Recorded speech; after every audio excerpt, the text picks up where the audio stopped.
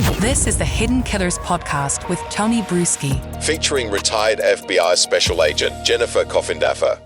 Will Asa Ellerup get her Peacock G unit payday? After all, that's being debated now, like legally being debated in the halls of Congress. Yes, in New York, they are now looking at proposed legislation being brought up specifically because of this case to try and tie up some of the little loopholes that exist in the Son of Sam law.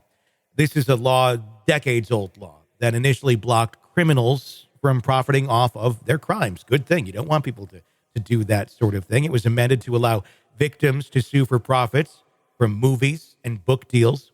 The expansion of the law that they're proposing right now is to, in fact, try and block Asa Ellerup from getting a payday on this. The new bill proposes expanding the Son of Sam law to include defendants' relatives.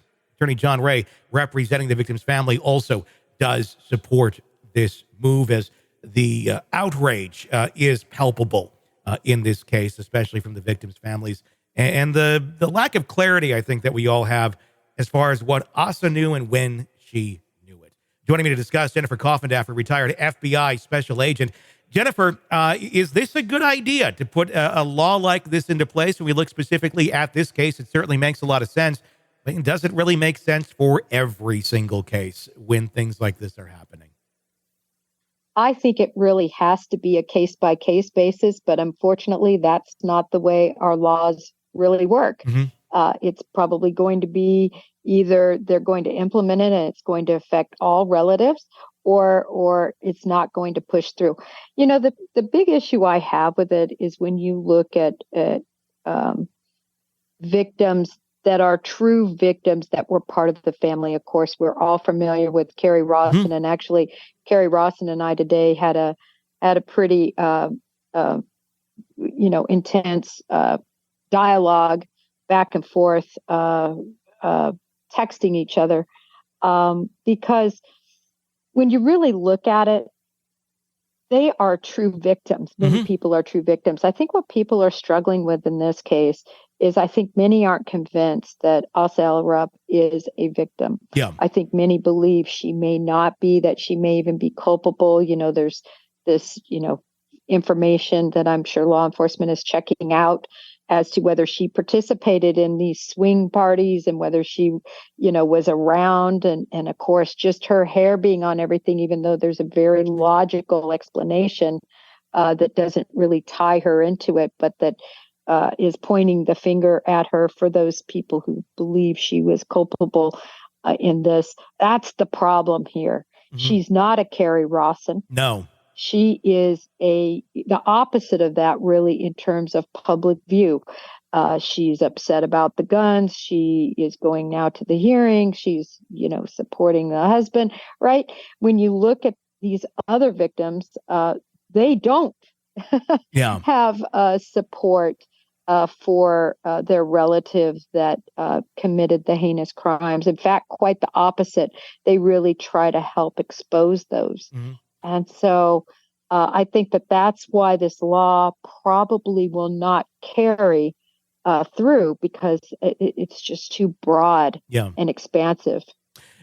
Carrie Rawson is the exact example that I brought up earlier today in the conversation. It's funny that you bring her up, because she's someone who advocates for victims who have gone through horrible things. Of course, Carrie, the daughter of Dennis Rader, the BTK killer out of Wichita, Kansas. And when someone is going to dedicate their life, essentially that's the identity that she holds, not by her choice, but it is what it is. And she wants to help others who have been in situations like that and be an advocate for victims. If you're going to do that with your life, you have a right, I would say, with the good intentions that she has, to make money. Not necessarily, her goal, I know, is not to get rich or anything like that. It's to put food on the table and have a house over her head while trying to do good. I think that's the difference here with Asa Ellerup. It does not feel that way. The optics have never appeared that way. Whether her intent is to have them be that way or not, she certainly has not created an environment, Asa Ellerup, for anyone to view her that way. Peacock saying, well, we're not really paying her. It's more of a licensing for her image. I mean, it's all semantics to try and paint this in a merrier way than it truly is. But you're exactly right. That is the thing. There are people out there who will use their horrible experience in life to try and advocate for others. And there's others who will hook up with 50 Cent and G Unit to make a documentary for Peacock. Right. One of the people, too, I wanted to point out is Melissa Moore, who is the Happy Face Killer's daughter. Yeah. And she's just an amazing advocate. And she does so much. And I will say she has definitely been in Asa Ellerup's court. Yeah. So I found that at least initially, reaching out and so forth, wanting to be there for her. And so she's another advocate that really just stands out to me. And when you look at this, I think another big difference, and at the time it happened, I remember thinking, wow, this is groundbreaking, because usually these deals happen after sort of everything's over. Yeah. You have the book deals, and then it takes a long time to write the book. And so the book comes out, right? This was something so fast moving, where Peacock, of course, wants all this footage, right? They want her going into the courtroom, and they want to hear later, they're going to document what those conversations were that she had with him and exactly what's going on. And I've always been concerned about that, Tony, because I just wonder if it could change any of her testimony potentially, because here she has this, $1 million figure that they want a certain type of narrative. Yeah, without a doubt, they want a certain type of narrative. I would guess if I was the producer of this documentary, the narrative I want is that Asa's going to say something on camera, it's going to get subpoenaed, and she's going to end up in jail as well. That nothing would be better for a documentary if you're going for shock and awe than that. Yeah, no, it's true. And that's why she wants these moments, right? Or not she, she and Peacock, they want these moments of interaction. It's so important to really create this fabric that is going to be created for this documentary. So I find the whole, initially when it happened, so intriguing because this is the first real time that we've seen with this. Yeah. Yeah. I think I had heard, let me just say I had heard, and I don't know if it's supported definitely, that Brian Koberger's parents were approached and they, declined any offers. But so really, this is the first that at least I'm aware of in the true crime community that's happening real time. Yeah, in real time, without a doubt. Another one that just kind of came to mind as we were talking about it was Lionel Dahmer. He's someone who had spoken out, but never, I think, in a way to try and profit off of the murders and such. I know lended his voice, his opinion to several documentaries. I have no idea if he was paid, how he was paid, or any of that.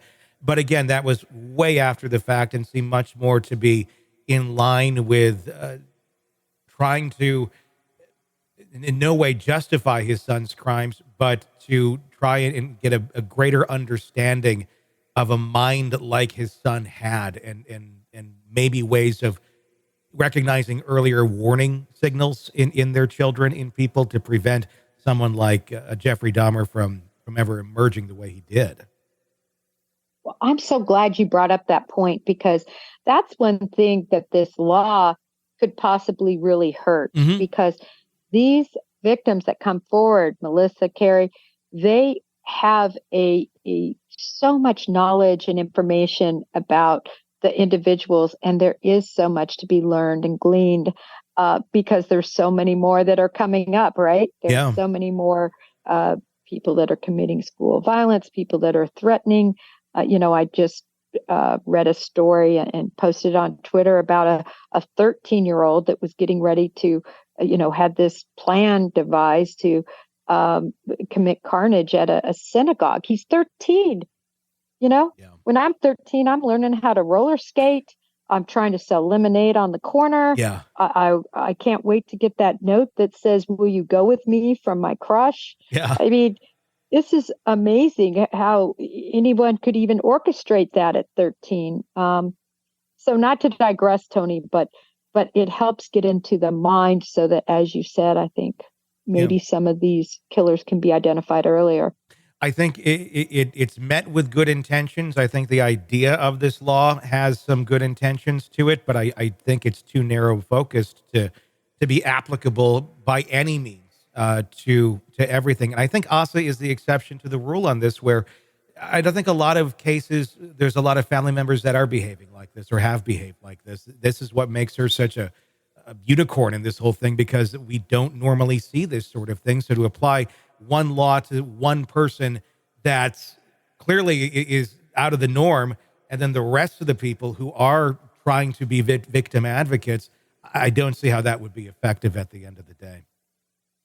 Well, and typically these agreements, and I would think that this is similar, you know, these crews want to follow you around with everything you do. Mm-hmm. They're in your house. They're watching you, you know, write letters. They're watching you sew. They're watching you watch TV. You know, they're all in your business. Yeah. So it's so invasive, and she's willing to do that, you know, for this dollar amount. So, which is fine, except for what about the victims? Yeah. You know, exactly. and I think that that's what's so, you know, just drives victim advocates crazy, is that, you know, the victims aren't getting any piece of the $1 million. Yeah. And that's a huge figure. At the end of the day, I think if this documentary goes the way that I'm guessing the producers wanted to go, that she will incriminate herself or even more to Rex Heuermann in the process. $1 million doesn't really mean a whole lot if you can't spend it because you're locked up behind bars. I don't know that that's going to happen with her, but I'm guessing that's probably the goal or the intent, that there'll be some sort of incriminating information that comes out, is subpoenaed, and, well, you got the money, but what are you going to do with it now? Yeah, well, maybe she'll give it to the victims. Yeah, that would be probably the right thing to do. Want to listen ad-free? Want advanced access to all of our interviews before anyone else? Become a True Crime Today Premium Plus subscriber on Apple Podcasts. You get every episode commercial-free, so you can binge on true crime until you can binge no more. Search True Crime Today Premium Plus on Apple Podcasts now, or go to our podcast page and sign up now. More of the Hidden Killers podcast next.